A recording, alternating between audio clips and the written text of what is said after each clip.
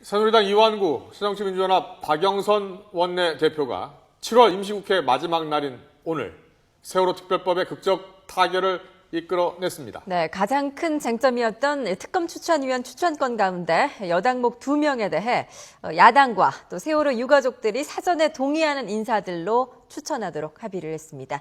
취재기자 연결합니다. 김준영 기자. 네, 국회에 나와 있습니다. 네, 앞서 뉴스 속보로 이 합의안에 대해서 새누리당에서 의총을 열고 추인을 했다고 전해드렸는데요.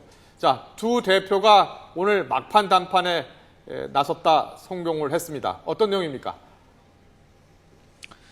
네, 말씀하신 것처럼 이완구 박영선 원내대표가 7월 임시국회 마지막 날 만나 세월호 특별법의 최대 쟁점이었던 특검 추천권 문제에 대해 합의했습니다.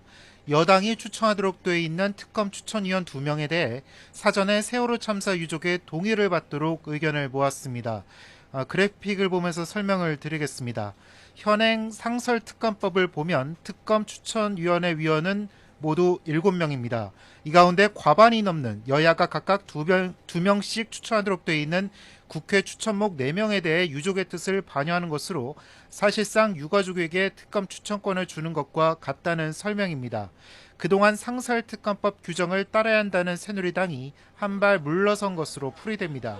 이완구 원내대표는 대승적인 차원에서 기존 실정법 체계를 훼손시키지 않은 범위 안에서 자신의 결심과 책임, 권한으로 양보했다고 말했습니다.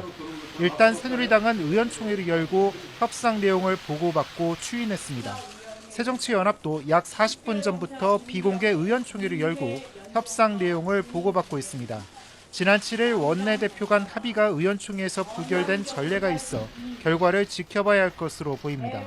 이와 함께 그동안 진상조사위원회에 수사 기소권을 주거나 최소한 독립적인 수사가 가능한 방안을 요구해왔던 가족들이 동의할지가 주요 변수가 되고 있습니다.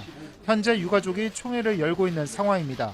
이와 관련해 유경근 가족대책위 대변인은 개인 의견을 전제로 받을 수 없는 안이라고 밝혔습니다. 이와 함께 세월호 참사 배보상 문제는 다음 달부터 논의를 시작하기로 했습니다. 아울러 진상조사위원회에서 특검 임명을 2차례 연장할 것을 요구하면 본회의에서 의결하기로 했습니다. 또 국정조사 청문회 일정 조정과 증인 문제는 양당 간사가 전향적으로 합의할 수 있도록 양당 원내대표가 책임있게 노력하기로 했습니다. 이와 함께 본회의에 계류 중인 93개 법안과 법제사법위원회 법안심사 소위에 계류 중인 43개 법안 가운데 양당 정책위 의장이 합의한 법안은 첫 본회의에서 처리하기로 했습니다. 새누리당 관계자는 새정치연합 의원총회에서 합의안이 통과되면 오늘 밤 늦게라도 본회의를 열어 국정감사 분리실시 법안과 법사위 계류 법안을 처리할 수 있을 것으로 보이지만 세월호 특별법은 조문화 문제 등으로 인해서 오늘 처리가 어려울 것으로 보인다고 말했습니다. 지금까지 국회에서 전해드렸습니다.